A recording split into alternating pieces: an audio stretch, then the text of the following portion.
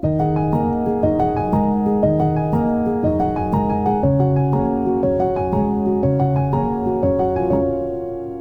to How to Disaster, and I'm so proud today to bring you my friend and a game changer in the entire universe that we live in, which in my case is Megafire.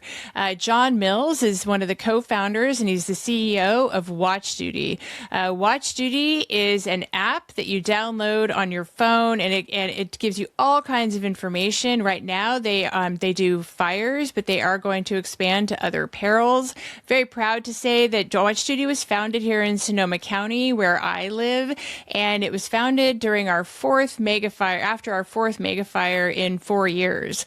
We had absolutely no nerve endings left. It was really hard. And for people like, I'm not a first responder at all, but because I run a trusted nonprofit, I would have to stay up all night in order to push out good information so that people could help stay safe. Because, unfortunately, in the age of social media, we had some people who were doing a great job and some people who were not doing as good of a job.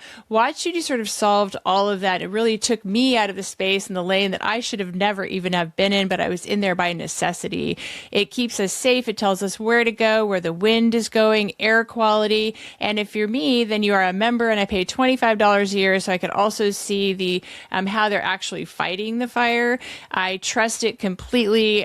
John and I have been friends for about 5 years now, and I really think you're going to enjoy our conversation. We touch on so many things, from how it was started, why it's necessary, and decisions he made around, keeping it a nonprofit, but also how do you build revenue on the back end, and why entrepreneurship is so important in a space where we are faced with unprecedented perils that we can actually address when we are realistic and we listen to what the people need and want, and we solve problems together. And so enjoy my conversation with John Mills, and thank you so much for joining us on How to Disaster. Welcome, John Mills, to How to Disaster. It's so good to see you. Thanks for having me. I appreciate it. For those of the audience who don't know, I've known John now for about almost 5 years, and we are actually both located in Sonoma County. And our origin stories converged about 4 or 5 years ago when John took a big step to actually fix this major problem we were having. We're sort of the OGs in the megafire space. As many of you know, megafires have increased over 250% in the past 8 years. And John took this step towards actually fixing one of our most major problems. So he is the co-founder and CEO of WatchDuty. And if you don't mind, can you just give us a description of what WatchDuty is for those, I hope all listeners know, but in case they don't? Yeah, thanks, Jennifer. It's been an interesting road together. WatchDuty, simply put, is an emergency alerting platform for wildfires, soon to be many other disasters. But we started it about 5 years ago when we started to experience fast fires and mega fires and had no information about it. So it's literally a free app you can download in the App Store, Android and iOS. We are a nonprofit organization, so when you sign up, there's no email, no text message, no verification, no tracking. It's like the internet used to be when it was a safer place. And once you download it, you can sign up for different alerts for your county, and you'll be notified about all the wildfire activity that is happening nearby. And it actually, can you talk about what it was like there, or when you were sitting there trying to monitor a fire near you? Because we were all suffering so much in Sonoma County. We had a massive mega fire in 2017, 2 in 2019, and a 4th in 2020. So tell us about that very human-centric side of it. Yeah, for all us residents here, we would, some of us, let me grab my radio here. Some of us have fire service radios where you listen, and many other folks found a lot of good information actually on Facebook and Twitter, believe it or not. Between all the noise, you'd find people like myself and others who would listen to fire service radios pretty much 18, 24 hours a day when these big fires were happening, and they would be relaying the firefighter tactics and communications in real time on the internet. The first fire I went through, I didn't know that. I had just moved here, and it was a couple acre fire about half a mile from where I'm standing right now. Well, sitting, I guess, but and I didn't know that existed at the time. And then it wasn't until the 2020 fires when I found all the really good people about 3 days in. I didn't know where to go. and I wasn't being told very much. And so you're kind of left to your own devices, scrambling to see the news and whatever information you can get. That information is usually old. It's miles away from you. The news is doing what the news does, right? They're reporting on it, but if you live here, you need to know where it actually is. And so you don't really get any real-time intelligence. And the best you can get is actually from the first responder radio communications. And that's what I'd come to realize at that time. And that was really going to be the impetus to start Watch Duty. And how many I love this part of it, though, because I relate to it so much. Like I just did a commercial for you accidentally, but happy to do it. I thought I was filming a documentary, and I was like, anyway, I was very honored to do it, and I meant every word of it. And I actually loved the part that your team pulled, because there are very few tools that we've gotten as citizens over the past 5 to 10 years that actually can calm us and give us information in one place. And so can you talk about all the tabs you had open? Because I relate to this so much. One of our early mantras was, this concept of one less browser tab. And what I mean by that is, when you first go through these fires, you have, windy.com open to see the wind layers. You have Alert West open, or back then it was called Alert Wildfire, with all the mountaintop cameras. You had CAL FIRE's page open. You had all these different pages open, and you just keep going back and forth, refreshing them all. None of them sent you alerts. You have to kind of collate it all together. You can't see it all in one place. And so, we slowly started, closing one tab at a time, till finally we had everything in one place. Now there's still more, but all of the core functionality that we set out to accomplish, we accomplished about 18 months ago. And now all of us, myself included, there was just a fire down the road from me last night, is all at one place. And so I don't have to be switching back and forth on different apps or browser tabs, and I can actually get it all collated in one place. So much less stressful. And the other side of it is that I am not a first responder at all, and that I would be staying up all night through these fires to push out good information. And I'd be going to the CHP, and I'd be going to CAL FIRE, and I'd be going to the counties, and like figuring out where people could evacuate to. Whereas, the wind shift is really important. It's one of my favorite things that you have on Watch Duty, because it's not a full predictor, but it gives you a very good idea of where it's headed. So when you open Watch Duty, you actually get how big is the fire, real time, how are they fighting it. If you're me, you're a member, so you also get to see the helicopters, which I really enjoy, all of the aerial pieces of it. But for the safety side of it, we used to stay up all night to push out good information, because there were people who were pushing out bad information. And one of them, we won't name that person, but I would call her, she would just take other people's stuff and then ask people to Venmo her. So there was also a transactional nature to the citizen reporting of it. Not with everybody. There are some, like Matt Henderson, I just think are great, and I would follow him always. But there were others that it just felt sketch, not quite right. And I wanted to be able to trust it. So it's a very big deal. As soon as Watch Duty came online, like I could go to sleep at night, and I no longer had to stay up all night and stay, because I was way outside of my lane. And I feel like for a lot of people that was one of the big changes, especially for mental health. Like you have to be able to sleep through these. It's a very big deal. So tell me about the moment when you were like, wait a minute. And I also like the point of not asking permission if you're going to improve the entire space. So can you walk us through your journey of starting it, designing it, talking to people about it? It was an interesting adventure, like starting any company. Although this is a nonprofit, it smells the same. It doesn't matter what you tell the IRS. I just knew that this was something it was important that it was public, for the public, by the public. This is something that I don't feel should be a profit center. I really wanted the government to solve this problem personally, because this is what we pay taxes for, right? I want better roads, better schools, better hospitals. And unfortunately, we live in a world now where money isn't being used the way that we think. And so this isn't really about us or them. I just wanted the problem solved. I didn't care how it got solved. And I quickly realized after the 2020 lightning fires in Northern California, I kind of went on a mission to start to figure out where I could be of service. And so I started spending time with firefighters, with fire chiefs, doing ride-alongs, interviewing folks, talking to community members, going to dispatch centers, trying to understand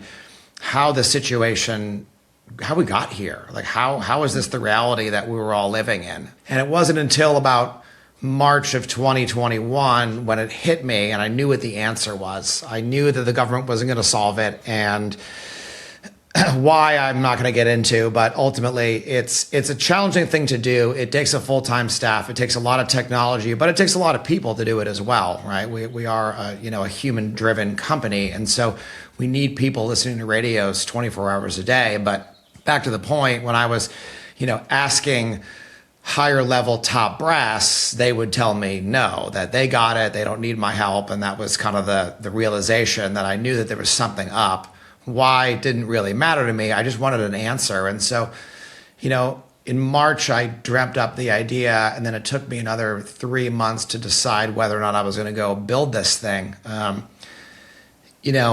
I've run and started other companies before when I was younger, and now in my 40s, I think about things differently. I don't just jump to the solution. I really have to convince myself this is the right thing to do. And after kind of planting the seed in my friends' heads, who became my co-founders and others, finally, they convinced me to do it. It was me, just couldn't stop talking about it.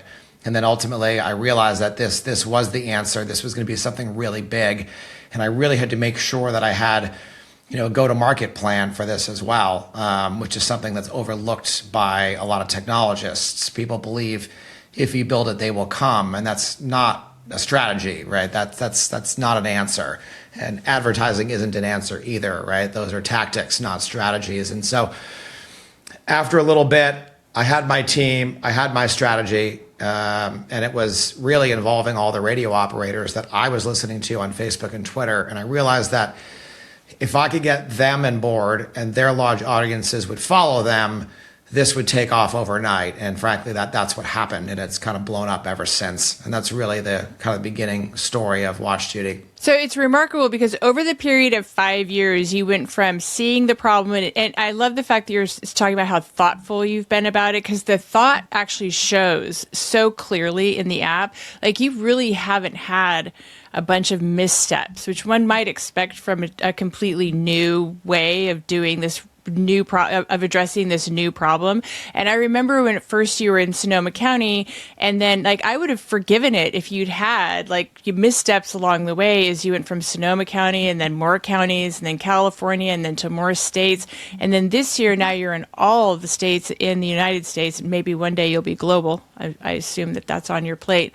But can you talk about how important it is for that thought piece of it, and then tell us a little bit about all of the people who are surrounding you, all of the people who've been who have not only volunteer their time but have made this really a big part of their entire life, keeping the rest of us safe. Yeah, I mean, look, there's an incredible amount of diligence that goes into this, right? There are so many humans involved right now. We have 55 staff and 300 volunteers, and so, like any other situation, whether it's, the military or it's the public information officers inside of, the sheriff's office and fire departments, is we have an incredible amount of training that goes into this. We don't just pick up strangers on the street and say, here's a radio, start typing information into Watch Duty.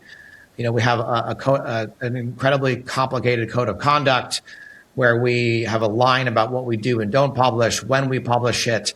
And there's a lot of training that goes into this. And frankly, many of them are experts, have been doing this for a long time, but we still have yearly recertifications of all these people. Many of them have, PIO credentials from the FEMA ICS structure. They train and retrain and have 10,000 hours or more into this, because they were doing this for years before I found them. And so, frankly, there are mistakes made, just very few. And there are human mistakes that happen from PIOs as well.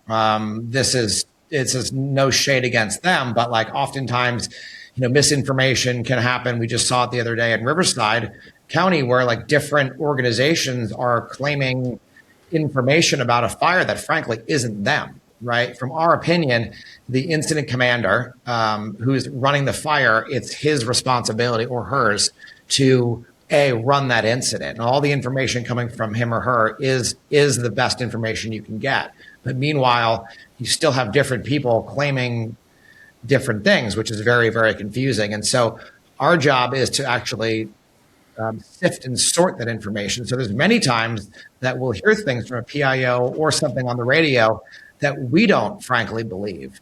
We heard Air Attack say something else, and so we will wait and collaborate. We're always talking in Slack 24 hours a day. That's how we work together. There's not just one person screaming into the ether. There's multiple people listening and confirming what is going on. And so there are times in real time that we hear misinformation, even from different agencies themselves. It's not their fault, but we have one job, and our only job is to sift and sort through everything that we're hearing. It's really what the military would call signals intelligence.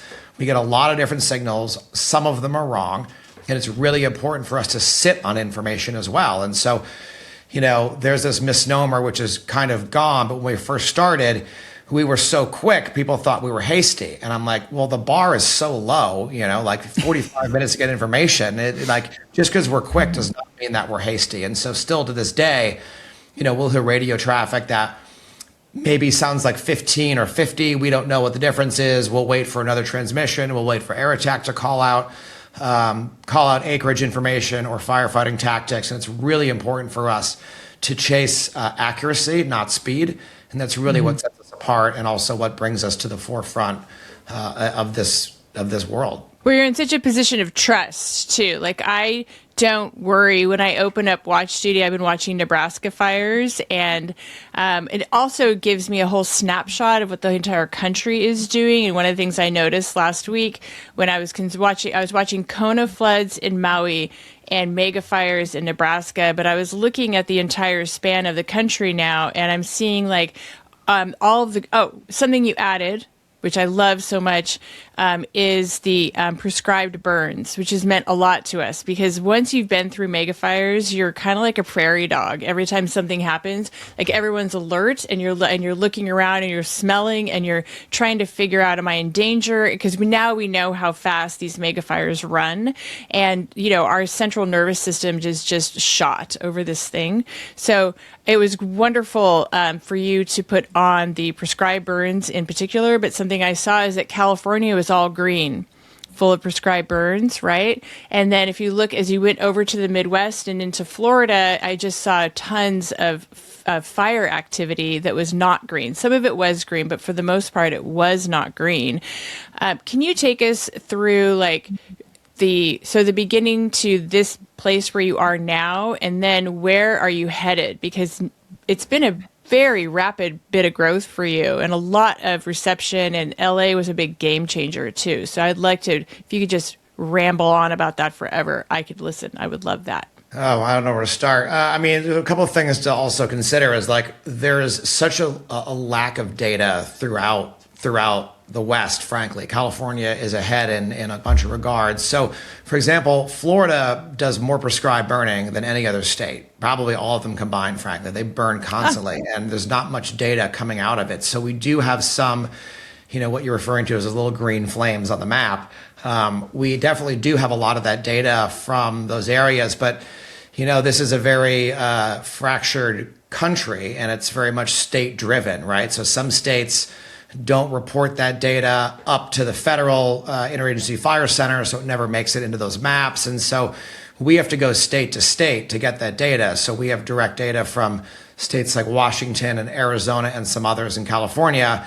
And so we have to go collate that data. So we're constantly scraping and mining. We have, apparatus that's always running, pulling that data in. But there's 50 different states. Some states don't even have any data. Some do, some don't. And so it's just a never-ending endeavor here, right? We'll never be finished.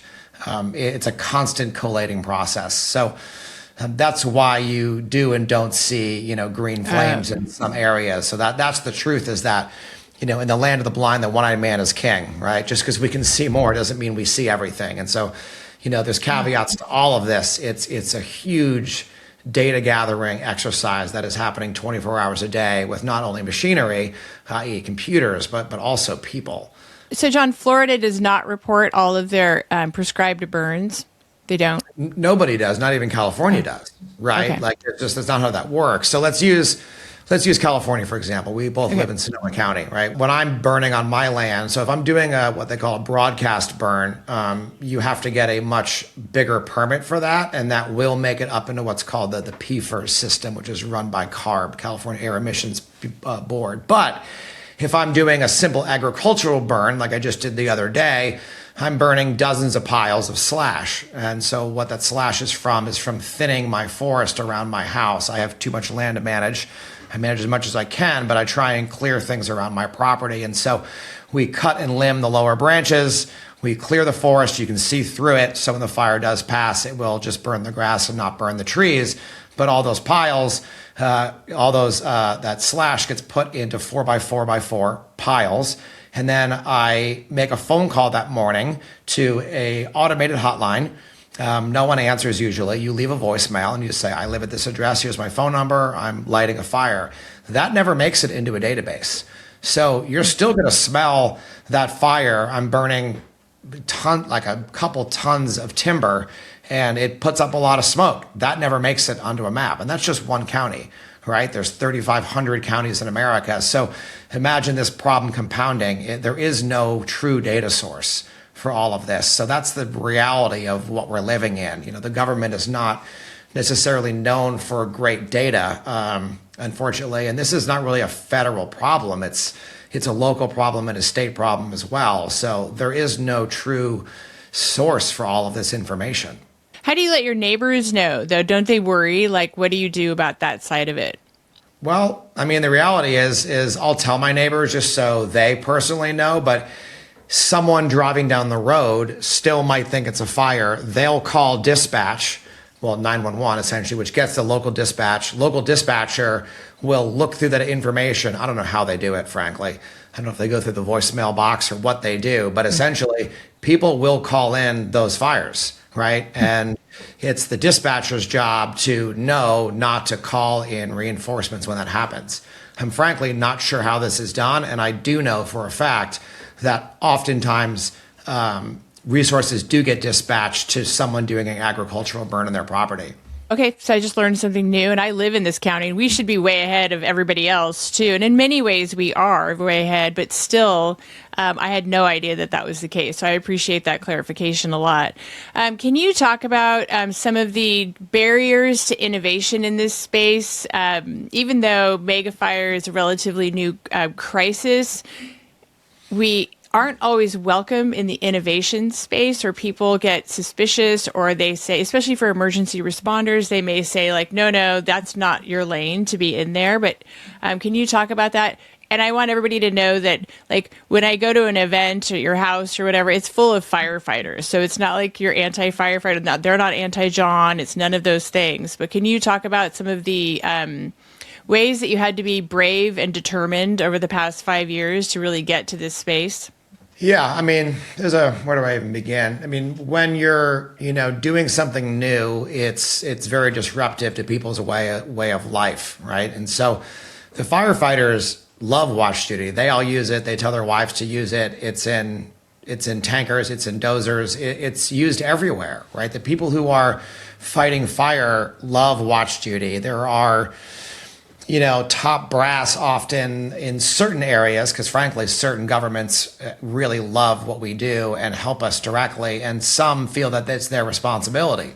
And frankly, I don't disagree. It is their responsibility. But if you're not doing it, I'm going to, right? And so I live here on the constant threat of fire, and it has to happen. This should have happened a long time ago. I shouldn't have to be here, right? This is not I don't have a chip on my shoulder about it. I just want it to be solved. And so if it was solved, I'd be doing something else with my life. I have other ambitions and other problems I want to solve, but this one directly affects me. I know it has to happen. But again, when you're doing something disruptive, to use the parlance of our time, it's very hard to accept, right? So think about any technology that is challenging the status quo, right? So imagine it's 2015 and you're a New York City taxi driver holding a medallion that you've paid $1 million for. Like, what do you think you're going to say when Uber shows up? Obviously, you're upset. And I do feel bad for those individuals, but the system needs to get better, just because that was the way things worked and people either profited on it or that was their that's their purview. Like, we have to look forward into the future. It's not acceptable to have fires next to my house and not being notified about it. So there's this misnomer about what we do, but also about this idea of mega fire, right? I don't care if it's a mega fire or not. There's a 3-acre fire next to my house burning towards my house. I don't care how big it is. That's my local disaster, right? There's this mistake that people make about it that I think is really important to clarify. And now we're getting fast-moving fires. Like the Marshall Fire in Colorado is arguably not a mega fire. It was a fast-moving grass fire that burned like 900 homes in less than 24 hours. 1,108. Right? Mm-hmm. Yeah. So, but it did turn into urban conflagration, though. Like there's a video of the grass fires move really fast, regardless. But it was a high wind event. So when we're talking about mega fires, we're talking about when you bring together high wind events, fuel, fire, and then especially when it moves into massive amounts, like 2 million acres in a couple of days, like we've seen in Oklahoma, and we've seen that in Texas too. So we still consider that a mega fire, but it's the outsized damage on the environment and homes. And so in Marshall Fire, yeah, they had not had rain for 10 months. And then the next day, it may have still gone on, they had a cyclone snow bomb. And that's what ended up putting it out. Well, again, back to my point, like if there's I just saw the other day, there was an escaped agricultural burn here in Petaluma right next to someone's barn that almost burned their barn down. That is mega to them, right? I don't do well with labels in general, frankly, because like this is what the argument is oftentimes for why watch duty, I don't know, maybe shouldn't exist, because some of these fires are so small that they don't want to send an alert to the whole county, but that might affect 4 homes or 1 ranch. Like, I need to know about that. And so we don't classify or quantify them. We just say this fire is here and it's moving in this direction. And if you're in the way, that's a life and death situation. That might be your livelihood. That might be your childhood home. That might be your ranch. This is extremely dangerous and very important that everybody knows what is happening. So Watch Duty doesn't make any of these claims. We just say there's a veg fire and it's on the move. And that's how I think about this. I think that's why it calms our nervous system down, or it tells us, it informs, it actually gives agency to normal human beings trying to live their lives in areas with a massive peril that's coming at us. And so we have an idea, including like wind shift, where it is, what you expect to be, how much contained. Once you've been doing it for a while, then I get pretty comfortable when they're around 18 to 20% contained, and then I start to calm down about it. But until then, it does put you on alert, but you do feel like someone's watching over you.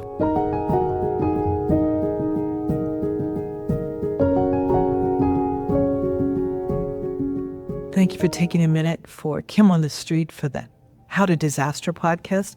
Jennifer Thompson, our host, has been here and she keeps raving about it. So tell us, what is the Reality Center and what is your role in it? I want you both to tell me. Absolutely. Well, thank you for having us. My name's Tarun Raj. I'm co-founder and president at Reality Center. We're a sensory wellness center, and we focus on helping people reset their nervous system very quickly with a powerful, immersive experience. And what is your specialty? You are a tech, mind-body kind of person? Yeah, basically. Come from the background of technology and also Eastern healing. I'm a Reiki master. I've been doing this work for about 20 years, and this type of experience in technology was a unique way to combine a lot of the things I'd been working on, which is music, visuals, immersive experiences combined with the traditional modalities that come from ancient knowledge like vibration. So this is a beautiful way to address that for the modern times and provide something that everybody can get access to. Bridge the gap. And Jonathan, what's your role here? I am one of the co-founders and I run operations here at Reality Center. What's your background that brought you to something like this? I'm a combat veteran, and so I spent a lot of time trying to find myself after we got back from Iraq. Me and Tarun experienced an equestrian therapy program with some of my other veteran friends. It was like the first time that me personally, I've been to anything like structured wellness experience. Oh. And first time I felt like the really big power of community, seeing guys I haven't seen in 15 years. They're like my brothers. Then using this 1,000-pound horse as a tool to help you heal. And Isn't it wonderful? And as Truman said, comes from Eastern medicine and Western medicine background. His dad's a really successful doctor. And he sort of went the other way, another more Eastern. I slowly got roped in through some Reiki one time, and then some psychedelic experiences that led me go a little bit deeper into that story, which led us to creating the Reality Center. So can you explain, Jonathan, some of the science behind this? Because, people do make fun of California as the home of fruits and nuts, and of course something woo-woo would come from here. But can you tell us why it is science? Yeah, so when our partner, Don Estes, created this technology, he sort of comes from a lineage of all the greats, the guys that were synthesizing LSD and creating all this sort of sensory experiences sort of off of that. And this technology had been developed for over 30 years. We ran thousands and thousands of people. And so about the technology part, a lot of this stuff is very proprietary. It's patented. Now we just got our last 2 years of data set back validating what we're doing in the veteran community specifically, raising overall wellness about 25% after just one hour session. Is this like a weekly, a monthly, if you could help someone that was going through trauma? We like to use the analogy of working out. You're not going to get a six-pack in a day. And so to address trauma that you may have had since you were a child, or it may come from a very powerful experience like the fires, for example, it will take time. But what we do notice is that when your nervous system is really heightened, when you're in that fight or flight, sympathetic, usually the first session has the most profound effect because it synchronizes your senses. A lot of things get out of order when you're in that stressful state. Your responses, your mind, your body just doesn't feel in alignment. And so what we do is something called sensory resonance, where we use the light, the sound, the vibration to connect your senses back together. Because that's how we experience the world, is through our bodies and through our minds. And so when the body is at rest, when it feels safe, then the mind can do what it needs to do, communicate with the subconscious, heal yourself. That's what we're really here to do, is to unlock people's healing powers so they can really become the medicine. So they sort of defrag their own mind, right? Mind and body. Basically. Let me ask you, Jonathan, what are the services that I could experience here? Yeah, so we have two different form factors. We have the vibra sounds back here that are like a massage table and light, sound, and vibration built in. Then we have our flagship device, which is called the wave table, which is more like a float tank, but with your clothes on, with bigger speakers and transducers built into it. So a little bit more deeper of an experience sometimes. And also you do couples and you do groups. Why did you decide to offer that? It's cool to come in here and do, the wave table, which you experience by yourself. It's almost even better coming with a group and having the ideas bounce off.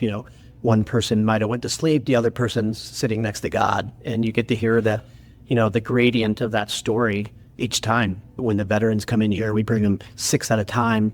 2 people go into the couples room, 4 people going out here, and we run them at the same time. We finish at the same time, and it's around 6 people doing integration at the same time. What are some of the specific benefits to people that have maybe been through the fire and also have another trauma? Maybe they're getting cancer treatment. Maybe they are getting divorced. I mean, what are the specific benefits? One of the most powerful things about psychedelics and this type of experience is the entry into what's called the theta brainwave state.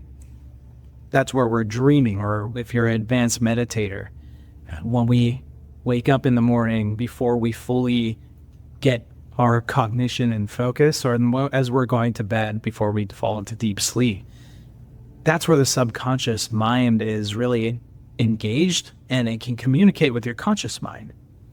So a lot of what we do here is to help people achieve those advanced meditation states without having any practice. Now, one thing I want to say is that you thought about quitting, but you didn't. Right. And that resilience that you gain is what you take into your life And when something comes at you, triggers you, creates that defensive or nervous system response that maybe you would normally be like, oh, I can't deal with this. You're able to practice in a safe environment, moving through something that is new, uncomfortable for a moment, and breathe through it, move through it. And I think that's one of the reasons we see such massive changes with people, is because they're actually facing something and they're able to move through it with the groups. They have peers, you have people around you that are supporting that journey. And because you are in this subconscious entrainment, you can rewire your own patterns. You can tell yourself your own stories and change your mind very fast in comparison to some of these other things, because as we spoke about, amplifying the positive as opposed to focusing on the negative allows you to move through that, because there's only so much room in your mind. There's only so much time in the day. If you replace some of those negative thoughts with the things that you want to do, you think about them as actually being done, you can create that vibration, because what we do here is really about helping tune your vibration. And this technology is just a resource to accelerate that. Well, Jonathan, I want to tell you, you humble me, because I, as I told you, had a rough day today because we're selling our house and goodbye, and the city's melted, and ours was toxic. It's been 1 year and 4 months. Combat veterans, how many years can it be that they're still experiencing trauma? And how can someone say, it's okay, it's been a while, I can still treat myself? Our guys are still killing themselves. We went to Iraq in 2007 to 2008, and they're 15 years later still committing suicide. And some of us, when you get out of the military, and just like when the fires happen, everybody just scatters right to the wind, and you lose track of things. You get in your normal groove in your life. And for me, I moved out to Hollywood. Right? I sort of forgot about taking care of myself a little bit. And forgot about putting myself through those experiences, forgot about connecting to the people in my unit a little bit when I came out here. And I just put my head down, just work and try to build my career. You have to out here to survive. You got that right. And so what makes us so similar to people that lost their homes, and really for us on a global scale, when COVID happened, we were very active. So that's when a lot of our work from working with veterans started opening up to other demographics of people. So now we're working with at-risk youth, formerly incarcerated, people that lost their homes in the fires, police, all the local police and fire, veterans, to biohackers and people that have trauma. It's a wonderful thing. Thank you for taking a minute for Kim on the Street for the How to Disaster podcast. Thank you for having us.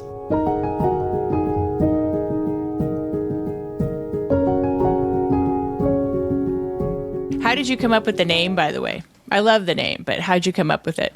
Well, I mean, it comes from a military term. One of our early, founding teammates is a wildland firefighter up in, he's up in Cobb area, Lake County, Lower Lake, I believe. But, there are times where, there are people on watch, right? They're on watch duty. And so that's their job, is to stay up at night, looking after these fires, or whatever it may be. And so, look, I think it's important to also recognize that containment's also a very, scary number. 18% does not put me to sleep at night. 18% can mean that the heel of the fire is contained and it's still burning, in some direction. So I don't really look at containment. I look at the wind. I read the reports on watch duty. It's that number, I think, is a false sense of hope at times. And then we see flare up. Don't kill my vibe here, John. It's fine. I'm just trying to put the truth out there, because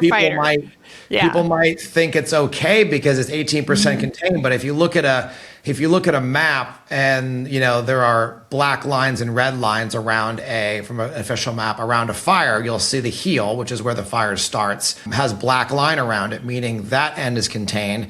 But it can still be ripping through a community with 18% containment. So I think it's really important that people read the maps, read the reports, and understand what's actually going on, because we're telling a story, right? A storyline of events from ignition to last engine leaving about what is happening, right? So I don't really I don't go to sleep until it gets much more contained. I know it's not going my direction. It's not burning through a community. It's a very volatile situation. And then winds can shift.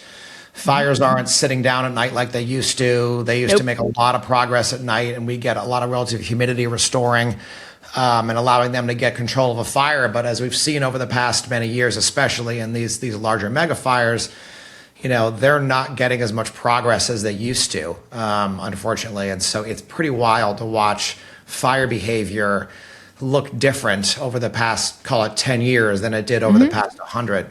It's the whole reason why we have to exist, and I would be fine if after the fire did not exist and the problem was solved and we had relative humidity coming up at night and fires slowing down. But so nobody take my advice on the 18%. I can hear you. I will not see that as a safety anymore. I was deluding myself because I've just been in so many of these now that I was looking for some indicator. Fair.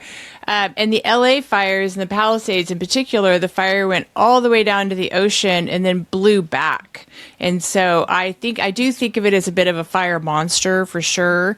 So I can appreciate that. Can you talk about the game changer that was the LA fires for you?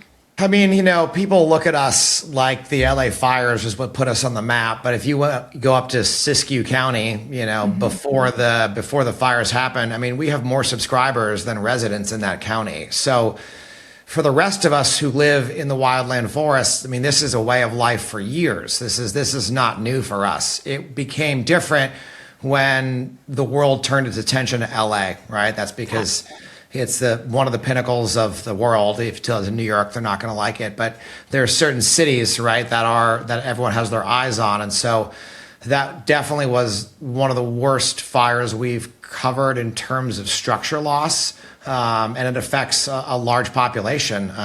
Two very large communities were affected. And so that was, a very long set of campaign fires. And that was a time when, again, the world had their eyes on us, and then all the other infrastructure was failing, which made it even worse, right? There were 3 false alerts that got sent out by other government and contracted systems. CAL FIRE's website crashed. Many other websites were not working and crashing, and we were the only source of information that was actually staying up. And so I think that's what really put us on the map, frankly, is the fact that there were so many structures and people threatened by it, that it really brought the attention to the world. But again, go in these rural communities, right? Everyone lives on watch duty. It's been a thing for a long time. So while I'm proud we were there, the mission's always been the same. Nothing changed because of that event. We learn from what we do in those events. We do after action reports, and we learn how to get better and better. But that's what we're here for, right? We're in the disaster business. And when disaster happens, we jump into action. And so it wasn't until at least a month after we could actually get some rest and even do our own internal after action reports and review what we did, what we could have done better. So it's tragic that brought the world's attention to us, but to us, the mission's always been the same. So totally acknowledge that. I get it. Our mission is the same too. We walk into every fire. It can be in Plumas County, the Dixie fire, and that was 1,000 homes. But for them, it was devastating. They lost their entire town of Greenville. And in the rural communities in particular, they don't get all of the resources and all of the attention that they actually need, want, and deserve. And it's one of the things that we carry in our hearts every day when we walk through this work. But the thing that was good, or as somebody who has been, I'm from the same county, but I've been using it for years, and it's made a massive difference in our work and in my life, for sure, my personal life. But to see you actually have to scale to that extent, really, with that many, I mean, you gained how many users did you gain just during the LA fires? Yeah, I mean, when the LA fires started in that county, we had maybe 100,000 subscribers. When we were done, it was 2.5 million, which was That's what I thought. Yeah, it was a quarter of LA County was all on watch duty within a matter of days. So it did scale very fast. It was a harrowing situation. We had only a handful of reporters at that time. We only had 4 engineers, and so everyone was sleeping in shifts. We were calling in favors from all of our providers, like Google is one of our bigger donors and providers. We were making phone calls to them, Amazon. Fastly, and all the people who keep our infrastructure up. So we were, I'll never forget making a phone call at maybe 10 o'clock at night on Friday. It was a couple days into the fire, and we were sending billions of notifications, and we were hitting rate limits. I was calling in favors from executives that I'd known from my career in Silicon Valley, and it was a harrowing experience for everybody involved. And somehow we did not have any downtime during that situation. I think one of the things that I also liked about it is I felt like all of a sudden the rest of the world there, because LA is attention is the highest commodity in Los Angeles. People watch it. They are storytellers, they're creators, they're directors. And it doesn't matter if you're working at Starbucks, you still, if you are attracted to LA and that's your chosen place, that's just part of the personality of the entire culture there. In both fires, we find that to be true. But I felt like from watching the amount of attention and the amount of appreciation too, and it felt like you broke a barrier with LA that was previously there, and so it was nice. Can you talk about? I know that you're not a big accolade person, but can you just talk about some of the accolades, including your TED Talks, so that we can direct people to it with a link? Yeah, I mean, again, it's not why we do this. I know that. I'm just trying to give people the idea of it, John.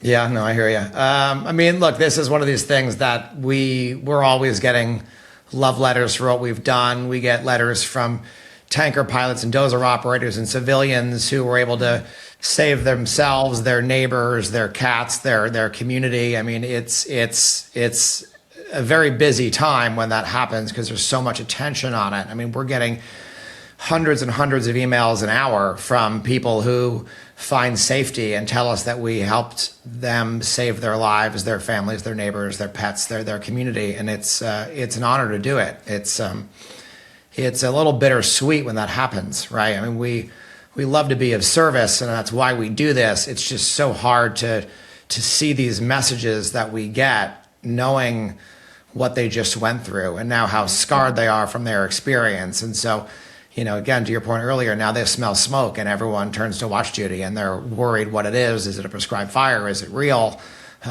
It's hard. It's hard to say, but again, it's an honor to be able to do something and be of service because, as we know, with the internet nowadays, people jump online and just start blaming people. And like, man, people's houses are still on fire. And frankly, they're angry, and I understand that, but it's really hard to see. And the misinformation that flies around is really tough. I mean, these fires were pretty tragic, and there's a lot of blame being passed around, and rightfully so. I get it. Every fire has a different feeling and a different signature.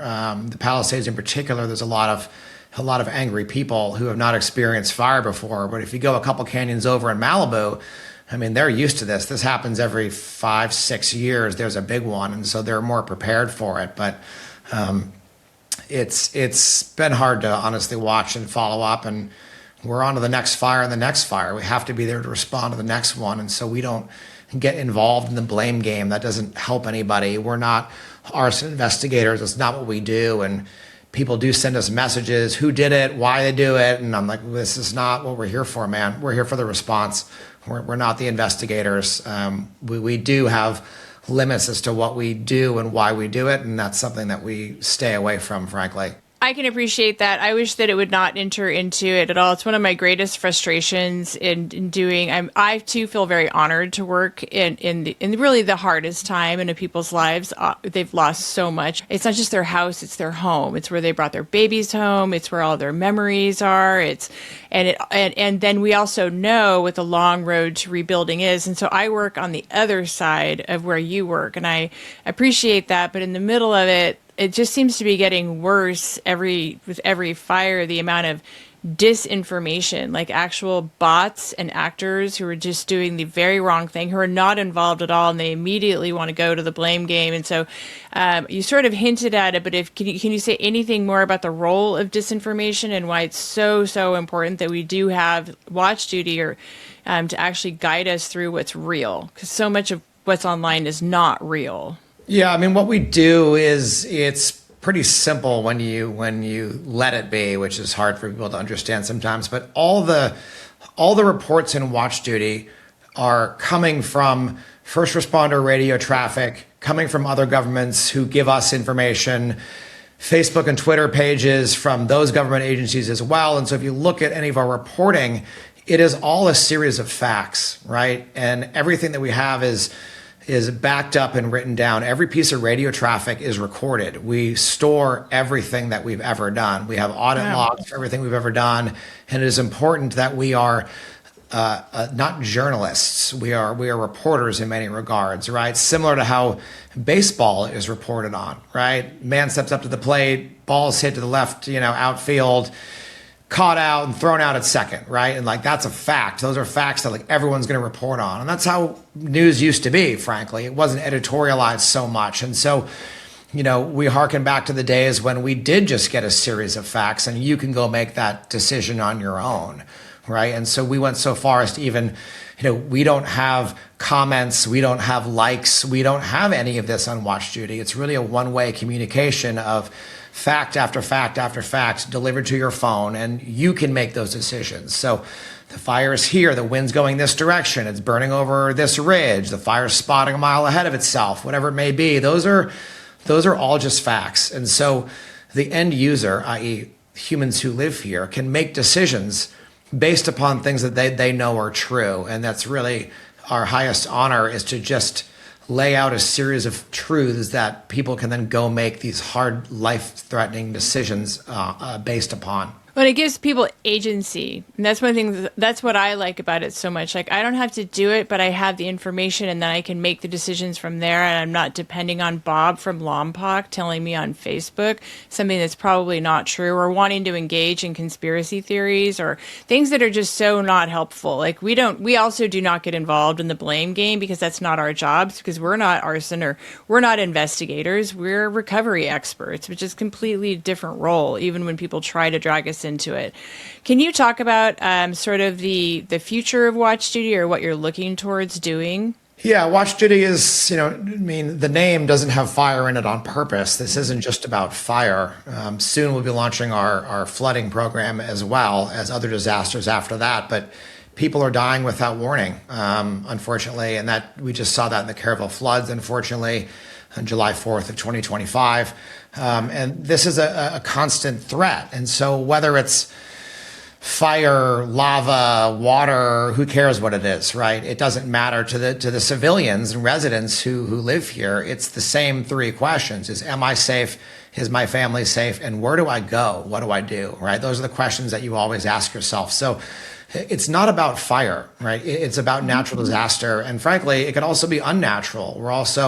We've done this before, and we're going to continue to look into what this looks like at a larger scale. But when the Moss battery plant on the coast there in Monterey caught on fire, it was sending up deadly smoke plumes of horrible chemicals that issued evacuation orders. And so we're also going to step in when that happens as well. And so if people need to move because of an event, we want to be there. Now, the caveat is we're not getting involved in police activity. We're not getting involved in shootings. We're not getting involved in things that are police driven, quote unquote. It's very dangerous. We're already doing dangerous work. And frankly, we're trying to fit a niche that no one else is solving and do that really well. It's important to us to stay in some lane, and our lane is really about human disaster, and that's really where we sit, and that's our sweet spot. It's a good sweet spot. And for those of you who don't know or don't have it on your phone yet, you should pull it up. You should put it on your phone right now. I was addressing a group of women in Brentwood a couple of weeks ago, and they were an investment group, and I specifically went there because I wanted to also talk to them about how to keep themselves safe and why, some of the things they can do to harden their home, and really because they were influencing the market as far as like the rules and regulations at the state level, and I wanted to be on the ground. So one of the first things that I like to do, and I do address a smaller group of people in particular, is I ask them, how many of you have Watch Duty on your phone? So if you want to talk about agency, what we can do, and that the changes that we're going through and the increasing perils are not personal, but we do have personal agency and responsibility. And I did an interview the other day, and for somebody who's definitely on the side of thinking that believing in climate change or believing in perils is political. And I'm like, it's not political. Like, the sea does not take you personally. The sea exists, right? And so we just have to see it like in that way. It's not political. It's personal safety. You can do this. You can also see air quality, all of the things that we just need to make decisions. So I appreciate that so much. The podcast is called How to Disaster. And so could you touch upon how doing this work has actually changed your life personally, how you walk through the world, any advice you have for people who have not yet undergone a disaster but are curious about it? I mean, my life changed before watch duty. I experienced, a handful of fires, some of which were extraordinarily close to my property and my home. And so, living in this environment changed my reality. I had to, before I started watch duty, I started hardening my home. I built rooftop sprinkler systems. I hardened my water systems. I already live off the grid, and so I already have unlimited power supply, and made sure that I could connect to the outside world. I got radio equipment. I started doing wildland fire training. It was extremely important to me before watch duty, even became an idea in my head. And so this is the reality we're living in, right? Sky's blue, water is wet. And so, it doesn't matter how I vote federally, locally. Fire is a equal opportunity destroyer. It takes from everybody equally and does not care about you whatsoever. And it does not care about climate change, whatever it is. Who cares why it's happening? It is happening. Frankly, I do care, but that's not the point of this conversation. It's happening and going to happen. So trying to fight reality is a fool's errand, right? Fire is such an incredible destructive force. And if you live in these areas, it's coming. It's just a matter of when, not a matter of if. And so every year I have to prepare. This year it's March 27th right now. It is drying out earlier. The grass is already turning brown.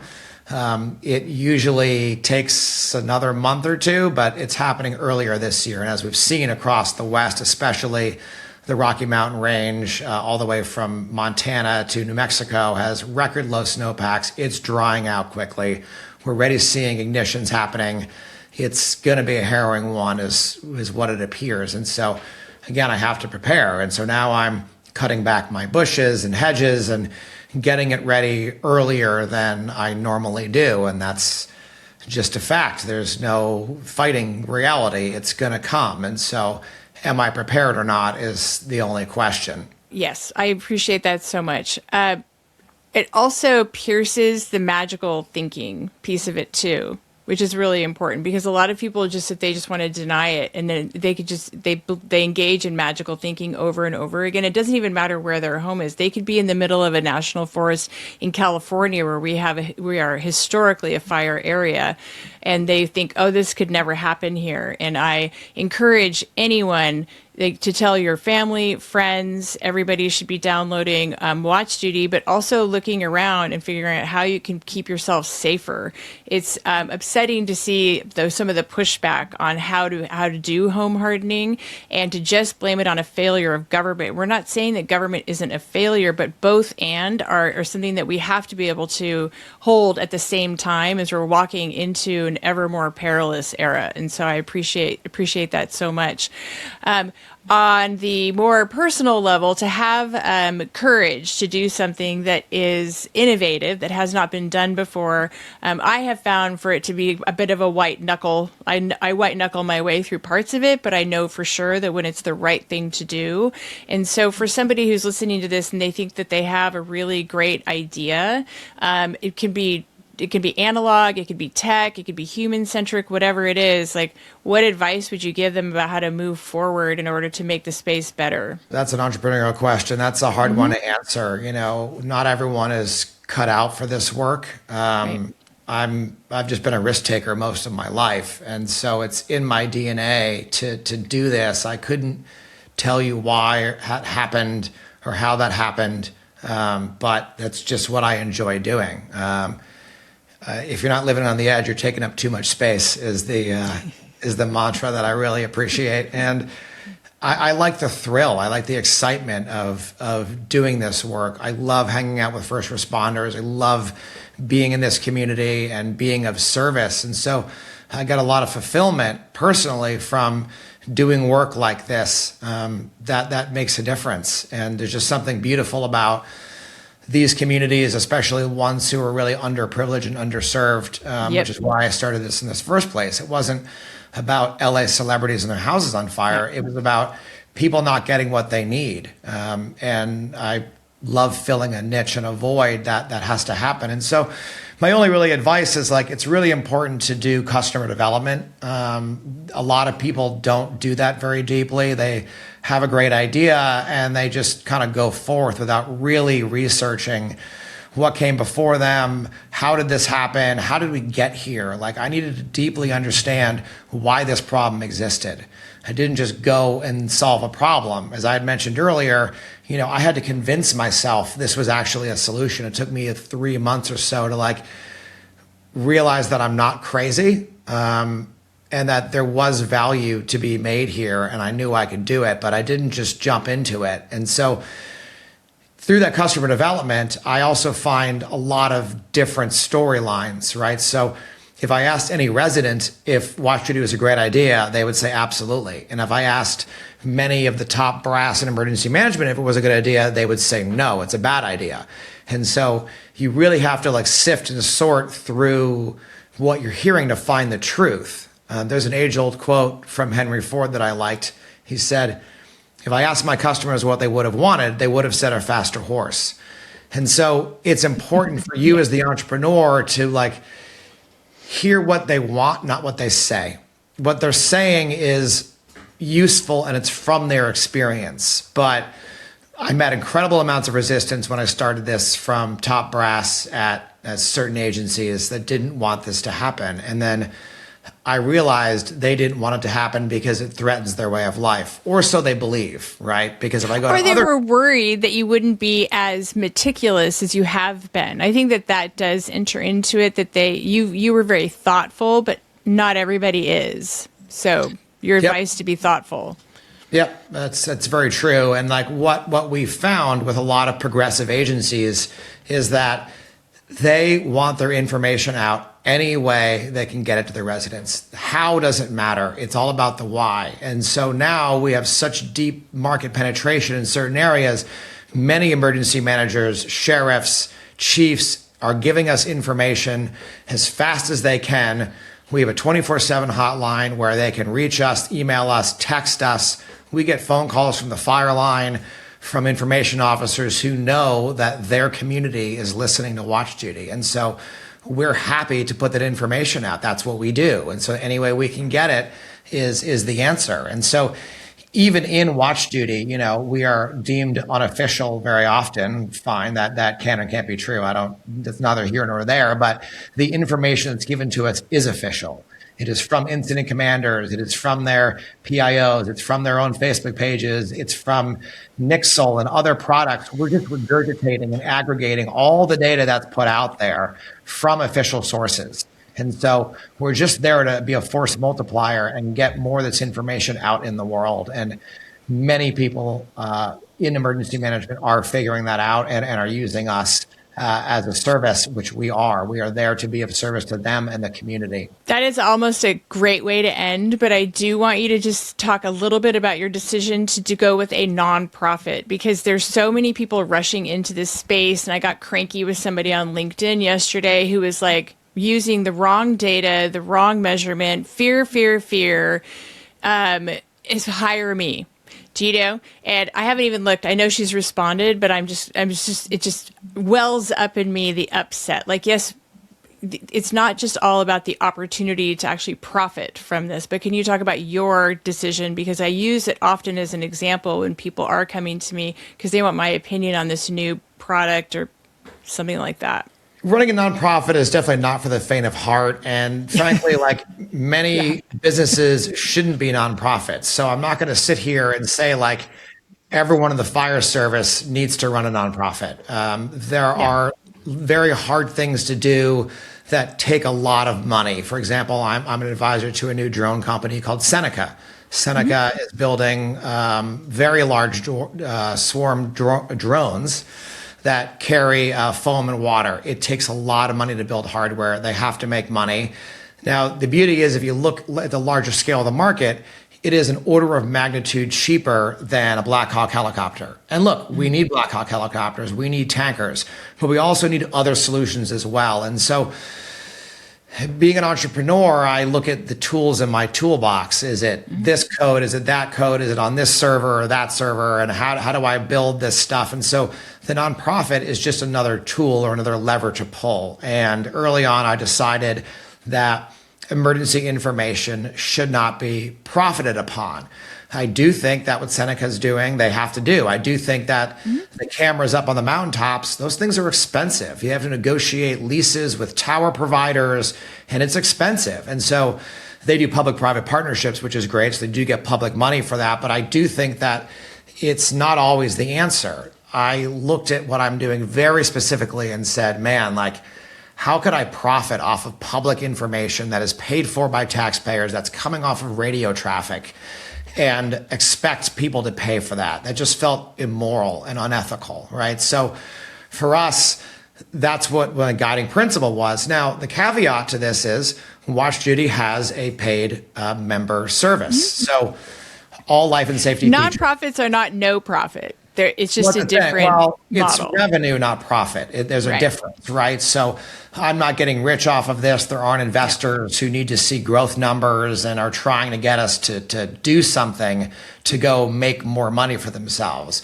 We want to make more money so we can serve more people. But that money goes back to the employees who are serving our communities. And so, that even took a while to figure out because we're, looked at as a tech company. And so it took me a while to get my lawyers and accountants and CPAs and others to understand that, like, there are many nonprofits that make revenue.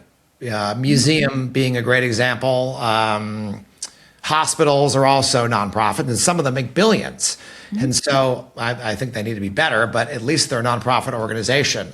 So it's not that much different than other nonprofits you see out there. And so that money is to keep us self-sufficient. I think last year, 84% of our budget was funded by individuals paying a small amount of money to get extra features in the app. And so there's a line for us that we've decided is that all life and safety features will always be free. What you mentioned earlier is the helicopters and the tankers.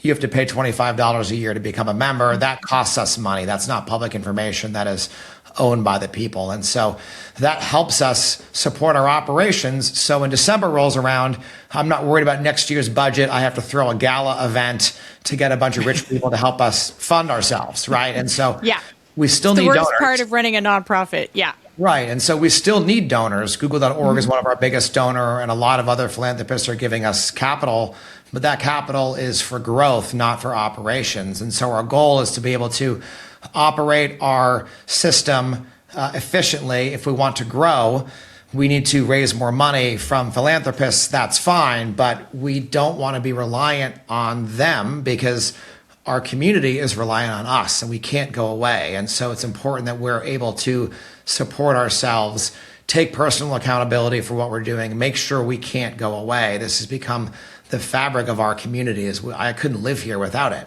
And many people tell me that constantly. They get nervous when they find out that we're going to scale to more states. They get nervous that we're going to go into floods because we're going to ruin our platform and they're not going to get the quality of service that they have come to know and love. And so it's really important that we do grow tactically, responsibly with the right tactics to make sure that we're there for them so we don't change. But again, back to your question about being a nonprofit, it was the right thing to do. That's why we did it. We could have made a lot more money. It could have grown a lot faster, but I don't care, right? We have no problem growing. We've grown extremely quick for any company, let alone a nonprofit. We've been quadrupling every year. Last year we doubled because once you hit big numbers, it's hard to quadruple anymore. But we're still growing extremely quickly and our quality of service is still very high. And so growth comes second to stability. I think that that's one of the things that I would just like to see more of in the for-profit world here, in the area of perils or mega fires in particular. There's so much knowledge about wind and rain, so I don't worry as much there, even though I still think about the Texas floods, like what you're talking about constantly, and why that was just an unnecessary loss of life. And it breaks my heart. But I guess I want people just to be a little more thoughtful before they rush into this space and start using the wrong numbers. It's an entire space of trust when you're talking about people's lives and how they're carrying forward. And I think that there's a lot of people who are rushing into this space, but they're not doing their due diligence. And there's a lot of people who are doing their due diligence, and then they should be vetted. And I know that there's a whole industry around that, vetting them, but I feel a little frustrated by the people who are not being quite so thoughtful. That's all. But I agree with you, because you and I live under threat of fire, but people have to take swings at problems. And just because I don't like it doesn't mean they shouldn't do it. And frankly, the market will course correct and probably spit them out. But that's entrepreneurship. That's the world I come from. I come from a for-profit world, and people have to take swings. They have to educate a market. And as much as I think some of them don't necessarily have what it takes, we all have to try. And so I don't know, I'm torn. I'm glad that there's more awareness coming. And frankly, if I look at larger market trends, or I look at other industries, like, it's important for people to educate a market. So let's use Watch Duty as a great example of this. There are many, many other fire tracking applications in the App Store. There's people on Twitter and Facebook trying to do this themselves. And that's where the idea came from. I watched all them do it. I watched all them fail. And then I showed up, and then we became what's called the category king. I'm not the category creator. Other people created the category. They knew what good looked like and hadn't seen it yet. And I had the key to making something great. And that was, I'm built on the backs of giants. There's many people who tried before me. Many of my role models and icons are now friends of mine who have pushed the world forward. I am not the first person to do this. One of my role models is Ilke from the UCSD wildfire and supercomputer program, who is, in my opinion, one of the original fire tech people, happens to be a woman, which is very rare in this space, who has pushed the world forward. She did so much work for 15 years, pushing the boulder up the hill. And so people have to try and unfortunately fail. And then other people who might have the key will come in and see it and be able to one that actually make that a reality. So I hear you, but I also know that we have to toil. That's what humans do. We have to find some problems. We have to push. And the bad actors do cause noise in the industry. I deal with them constantly. Now I have competitors. Well, they think they're competitors who are going to go take this from us. And I think that's hilarious, because we do this for free. So good luck to those folks. But now there's the opportunity. They say, oh, I see what Watch Duty did. Now I'm going to try and upseat them. And we've seen this in many other markets, when someone goes and builds a market, becomes the category king, and then all the ankle biters show up and try and take them out. I wish they'd spend their time on another problem, because I think this problem, I shouldn't say it's solved. It's getting to the point where it's pretty well understood. We've done a great job of what we've done. I'm glad they're trying. I just wish they would use their efforts to another problem that hasn't fully been solved, not the information dissemination part of it. It's neither here nor there. And there's so many problems to solve. Like, we are far, far, far away from where we need to be. I just want them to be really, really thoughtful about it before they put themselves. I think once you've been through a mega fire, especially 4 of them, and I've just stood with so many communities who've just been absolutely devastated. So I want entrepreneurs in this space. I want thoughtful entrepreneurship. That's all I'm asking for. Like, I want them to swing. Get it. I just want it, though, John. I mean, I hear you, but like, accepting reality is how I solved this problem. I accepted my fate. I knew what the market was. I knew that certain governments didn't want this to happen, and I accepted it. And once I accepted it, then I could change it. But if I'm sitting here protesting bad entrepreneurs, I'm protesting the fire service, well, not the fire service, the top brass doesn't want this to happen, then I'm going to sit there and complain rather than solve problems. And so I have to accept my fate. And then I'm able to change something about it. But I don't know. I don't fight the existing reality. I make a new one. So you're telling me not to be cranky with people on LinkedIn who are You should definitely using... be cranky with people on LinkedIn. I think it's hilarious. But, I don't engage too much in that rhetoric on the internet, because I'm also taking what I've learned from my past life of product-led growth, and that is focus all my energy on my efforts on my product. I take all my anger and my rage and I build a better and better and better product. That is how I can be most productive. When I put my nose to the grindstone and do something about it, I can't stop bad actors from doing bad things. They're going to fail on their own, and they're never going to measure up to our bar as long as we keep raising it. So that's where I spend my effort. I hear that. I think I may just be a little bit we need so many more great minds in this space, and so occasionally it just gets me down when I see not great minds who are not curious, I feel like it's just disrespectful, but that's from my own experience of running a nonprofit for 8.5 years to fully serve people. And we have busted our asses to do it in a way that was completely responsible, and people's lives depend on it. But that's one of the reasons why I love Watch Duty so much, and I adore you as a human being, and why I've really enjoyed watching you grow and having all these conversations with you over the years. And I feel like you've been really responsible about it,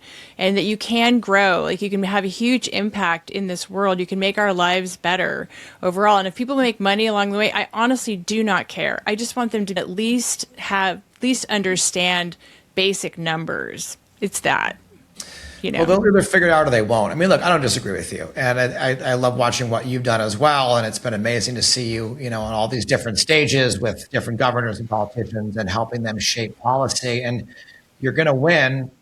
Winning is a weird way to look at this, but you're going to be the best and at what you do by continuing to do that work and doing the hard work that other people aren't going to do. They think they can throw AI at a human problem and it's going to go get solved, or whatever the technology du jour is. I've just been around long enough, and I've seen enough of this through other different markets I've been in, and I just accept the human behavior and how it's going to be. And I know that they won't be here very long.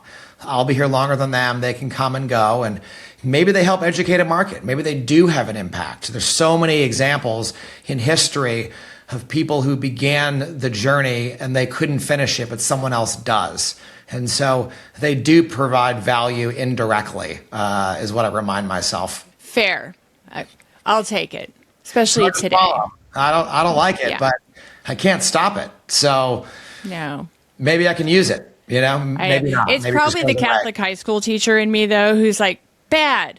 No, be better. That's a D. You need an A. Let's move forward together. Like I could also, because I really want good people, more good people in this space. There are a lot of good people in this space, but I really want to no longer be needed in that way. Even if it takes the rest of my life, that's fine. But then after that too, there's always going to be an after. We're just going to take up space for a while, but the era of mega fires will go on and on and on until we get much, much better at dealing with the reality. We can't change right now, like the RH factor. We can't do anything about that, but what we can do is change our response to it and not just try to purely profit off of the fear. So yeah, I mean, look, there's more great people showing up, which I'm impressed at. I mean, I've been doing this for 5 years now, and it was definitely much quieter when I got here. And there are more people. I advise about 3 different companies right now that I normally wouldn't, but they're people who are extraordinarily tenacious. They actually come from usually a for-profit world, and now they're spending their time on the mutual aid response problem that I'm very proud to support, because I know they're taking a hard swing. They know what it takes. They're not coming in with naive eyes, and they're doing the right thing. And so I am excited about the future with more fire technology, air quotes, showing up to be of service. I do think it's going to get better, frankly. The incumbents are actually the biggest problem that I come up against. You're talking about something different. I'm dealing with people who think that they own something and it was theirs to solve, and then they didn't solve it. And then when we do, they get jealous and angry. And then they try and do everything they can to stop us. And so that's actually the biggest problem, is the status quo is trying to protect itself. And that is the hardest for me to swallow. And that's my biggest gripe. It's actually not the new people. It's the ones who are here being obstructionist.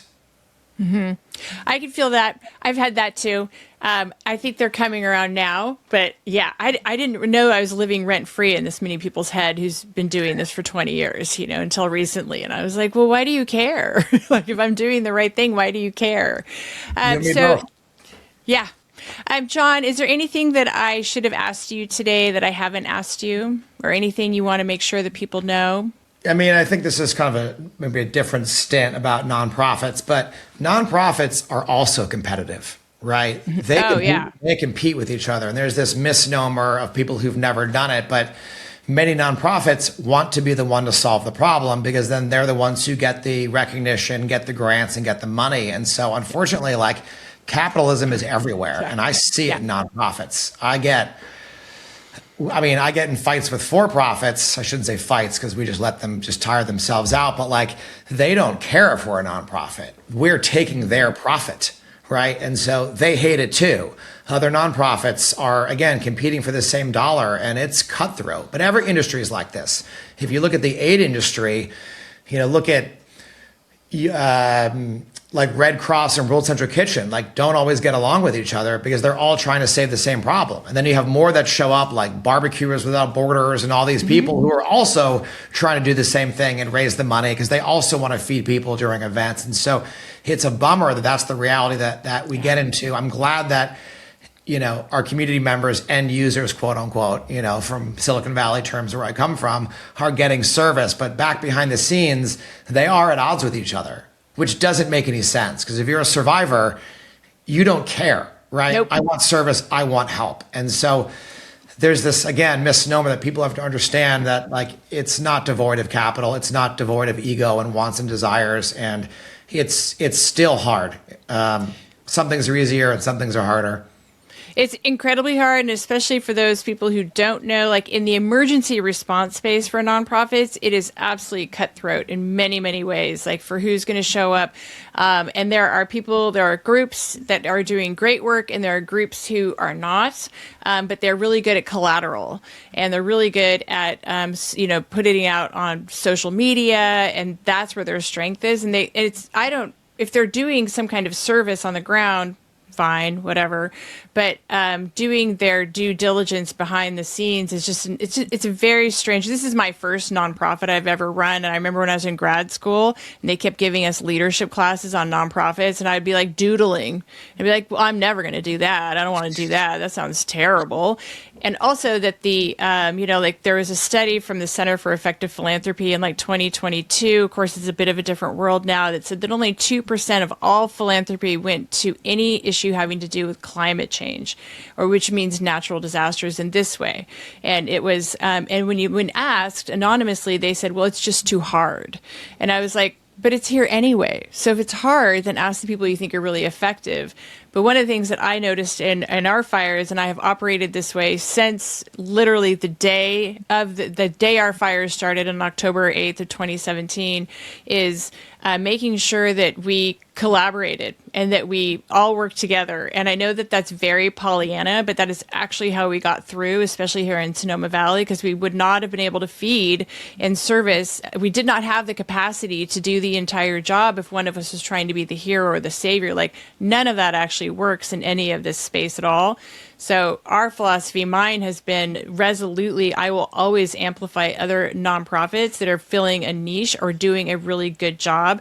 And I never stress or even think about the money on the other side of it, which probably makes me like not a great businesswoman, but a good human being, which I'd rather be first in the space all the time. So, I appreciate what you've done. And I know our community does too. And unfortunately, we're not going anywhere. This is a growing need. And I think that there's something interesting about this concept of climate change. It's a tough one for people to swallow. And I work with a lot of people left, right, and center. Mm-hmm. And even the far right folks who don't believe in climate change, they know the climate is changing. Ask a firefighter, and they won't tell you why necessarily, but they know fires are getting worse and worse and worse. And so what's important for folks like me to do is I don't care why it's happening. I don't Yeah, care me if it's neither. an arsonist lighting this fire, if it was a power company like SCE and the heat and fire, it doesn't matter to me. I'm in response. And so lecturing people is also not an answer, right? I don't feel that it's my job to educate people as to